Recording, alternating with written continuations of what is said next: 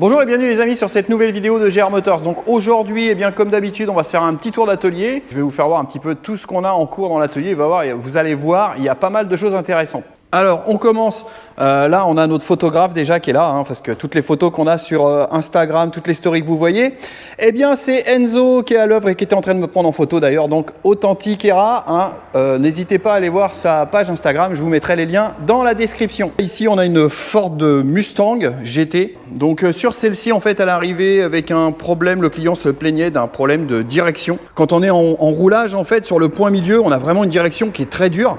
Et en fait, là, on a fait le contrôle, on l'a levé. Et bien, c'est la crémaillère qui a un problème. En fait, la crémaillère, carrément, elle grippe. Là, on a établi le devis. Là, on n'attend plus que le retour de chez Ford pour avoir le prix exact. Et puis, comme je vous ai dit, établir le devis.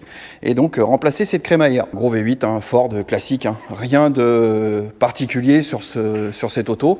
Alors, voilà, c'est de l'américain. Donc, c'est massif. C'est plus mon truc à moi. Donc, une belle Alpine A310. Donc, 4 cylindres. Donc aller à l'atelier ici, on a plusieurs choses à faire. On a donc les freins à reprendre, ça c'est en cours. On attend les pièces aussi, elles devraient arriver d'ici peu, même ce matin d'ailleurs. On a donc aussi la même chose devant, on a frein avant, on va avoir des cylindres blocs de train roulant à reprendre, tous les tirants et tout ça à reprendre parce que en fait j'ai été en essai avec et la tenue de route elle n'est pas terrible. Et au niveau du freinage non plus. Alors au niveau des freinages, on avait un étrier qui grippait à l'avant gauche. Et l'étrier de droite, il fuit. Donc niveau compartiment moteur, on se retrouve avec un moteur de R16 TS à la base, si je ne me trompe pas, c'est bien ça. Donc d'origine, par contre, il n'est pas monté avec des double corps Weber, ça c'est quelque chose qui a été rajouté. Donc il y en a eu quelques séries qui sont sorties en double corps, mais en carburateur Weber, pardon. Mais il y en a eu très peu. Celle-ci, en fait, à la base, elle était montée en fait avec le carburateur double corps, mais de la R16 TS, et d'ailleurs normalement il y avait un filtre à air là, et vous voyez il y a la manche à air ici qui elle sert à attraper l'air frais de l'extérieur. D'ailleurs c'est la réflexion un petit peu que j'ai fait au client, c'est que vous voyez là le montage qui a été fait, alors le montage est bien fait, mais moi la chose qui me gêne c'est que vous voyez ça, au niveau filtre à air c'est pas terrible, c'est pas étanche à 100%, et vous voyez quand on vient passer la main dans le cône d'ailleurs par exemple, voilà tout ce que je peux retirer. Alors ça, c'est pas bon du tout, c'est fortement à éviter parce que le moteur, au bout d'un moment, à force d'aspirer de la petite poussière, on vient provoquer de l'usure au niveau de la segmentation.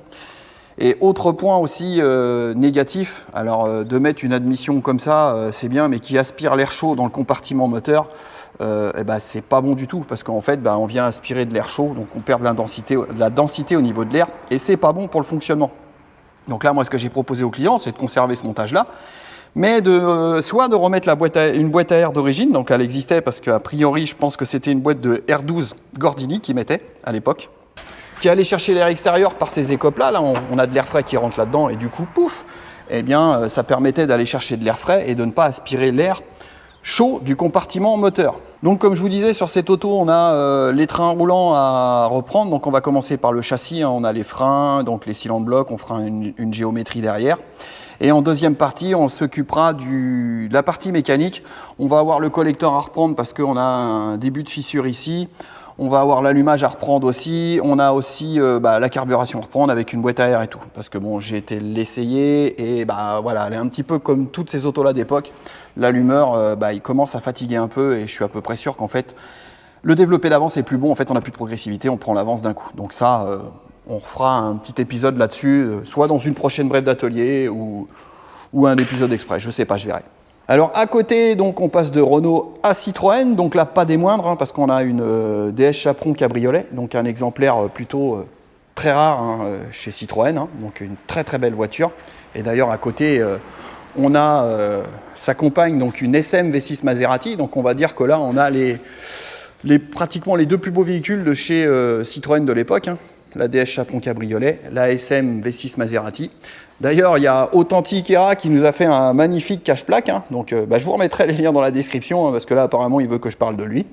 Donc, cette DS Chaperon Cabriolet, donc on peut le voir, elle est plutôt en parfait état. C'est une auto qui a été restaurée il y a un certain temps déjà, mais ça a été une belle restauration, ça a été bien fait. Je trouve que c'est pas mal fait. Il y a eu du bichromatage de fer. Enfin, c'est bien fait. Il y a juste une chose qui n'a pas été faite qui est quand même assez incroyable. eh bien, ils n'ont pas changé le faisceau électrique quand ils l'ont fait. Et aujourd'hui, c'est pour ça qu'elle est là. Donc, vous voyez, ce qui se passe, c'est qu'en fait, eh bien, vous voyez, tous les fils sont pourris, mais complètement pourris. Donc, bah, là, le problème qu'on a aujourd'hui, c'est qu'on ne peut plus démarrer avec la clé. En fait, on peut juste mettre le contact. Parce qu'en fait, eh bien, on a les fils qui sont coupés. Et vous voyez, quand je prends le faisceau, bah là, vous voyez, quand je le, alors vous allez voir, quand je le prends comme ça, bah là, c'est tout qui craque, il part en, vous voyez, regardez, l'isolant, tout part en poussière. Là, l'isolant du fil, vous voyez, c'est cuit par les années. Donc voilà, je trouve ça un peu bizarre d'avoir refait toute la voiture en peinture, en intérieur, en châssis, en moteur, et de ne pas avoir changé le faisceau électrique. Bon, cela dit, bah, voilà, hein, c'est comme ça. Donc, eh bien, la mission sur cette auto-là, eh bien, qui ne va pas être des moindres, c'est qu'il faut qu'on remplace tout le faisceau électrique. Donc, ça fait un petit moment qu'elle est là, parce que le faisceau, on l'a commandé, il a été fabriqué sur mesure, et donc, on vient de le recevoir. Donc, vous voyez, le chantier que je vais avoir à faire là-dessus, c'est remplacement du faisceau électrique. Alors, on peut aller voir un petit peu à l'intérieur. Donc, celle-ci, en fait, eh bien, elle a le beau tableau de bord, hein, comme vous le voyez, donc avec les compteurs Jaeger. Et comme je vous disais, vous avez vu l'intérieur, ça a été plutôt bien refait. D'ailleurs, ça sent bon le cuir, c'est propre. Elle est vraiment très belle, cette voiture. Même les panneaux de porte, hein, elle est vraiment dans un état impeccable. La capote, pareil, hein, tout est parfait, c'est beau. Donc voilà, je suis quand même assez surpris, comme je vous disais, qu'ils n'aient pas changé ce fameux faisceau électrique. Eh bien, le faisceau électrique, vous voyez, il est ici. Hein. Donc, on a reçu toute la commande. Donc là, on a tout le faisceau complet de la voiture hein, qui a été refait complètement à neuf. Donc ça, c'est la partie faisceau, moteur. Et puis bah, là, après, vous voyez, on a toutes les autres parties. Hein, les faisceaux pour les éclairages qui passent dans les ailes avant. Là, on a une partie du faisceau, habitacle, il me semble. Et puis bah, là, on a encore d'autres faisceaux tableau de bord. Donc, on a tout le schéma. Donc voilà, hein. Comme on peut le voir, hein, un faisceau très bien fait. Hein. On a toutes les couleurs, toutes les cosses d'origine, donc c'est plutôt du beau travail. Donc voilà, et bien ça va nous occuper, comme on dit, quelques heures quand même. Alors donc cette SM Maserati qui est ici, donc ça c'est une auto qui était déjà passée chez nous, hein, qu'on a refait en carrosserie complète, hein, parce qu'elle était vraiment dans un mauvais état au niveau carrosserie, donc toute la carrosserie elle avait été entièrement reprise. Mécaniquement, moi, eh bien, j'ai refait le moteur intégralement. Hein. Donc à l'époque, bah, j'avais tout sorti. Hein. Toute la face avant avait été démontée, les ailes, parce que là-dessus, pour travailler, bah, comme on peut le voir, hein, c'est quand même assez complexe. C'est fouillis. Hein. Il y a beaucoup de choses. Alors aujourd'hui, elle est là parce que là, on a un souci avec le récepteur d'embrayage en fait qui est situé là, par ici, dans le fond là.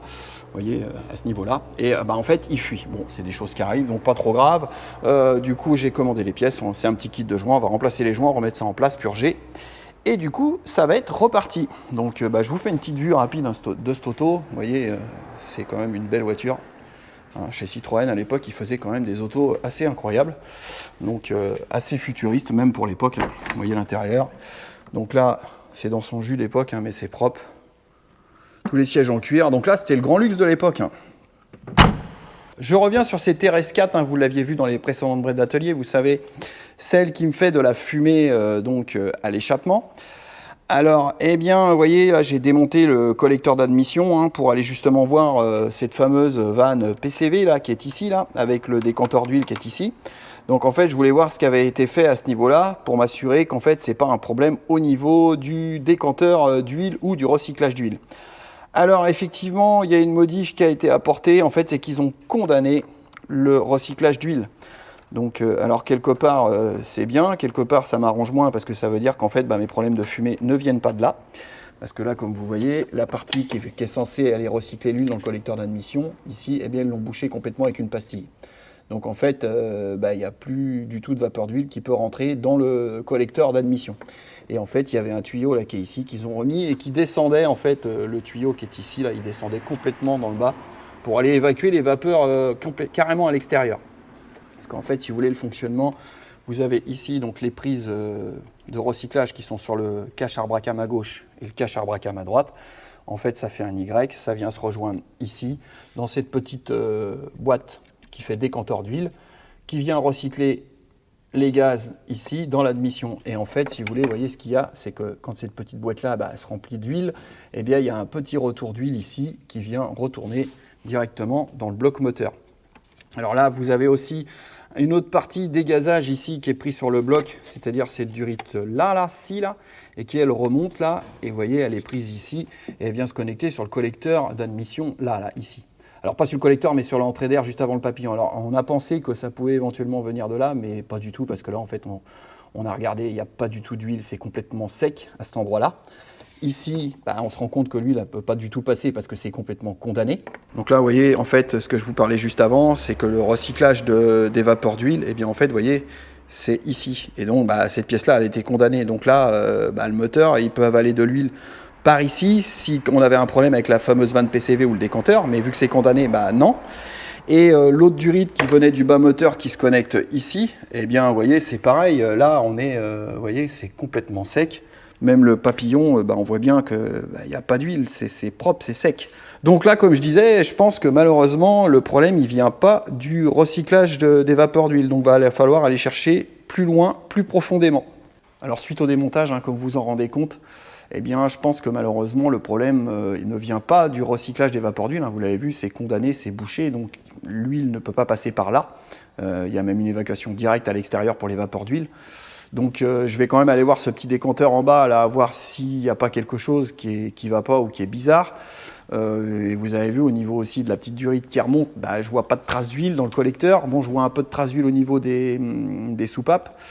Donc j'ai vu que certains Américains, parce qu'en France on ne trouve pas grand chose, mais certains Américains sur certains forums américains ont eu ce problème de joint de queue de soupape qui fait des provocations qui provoque des fumées, pardon.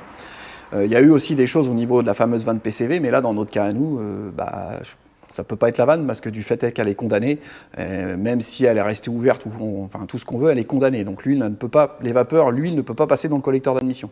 Donc elle passe forcément par ailleurs. Eh bien les amis, on arrive à la fin de cette braie d'atelier. Vous voyez, c'est un petit tour rapide, c'est juste pour vous tenir au courant un petit peu de ce qui se passe dans l'atelier.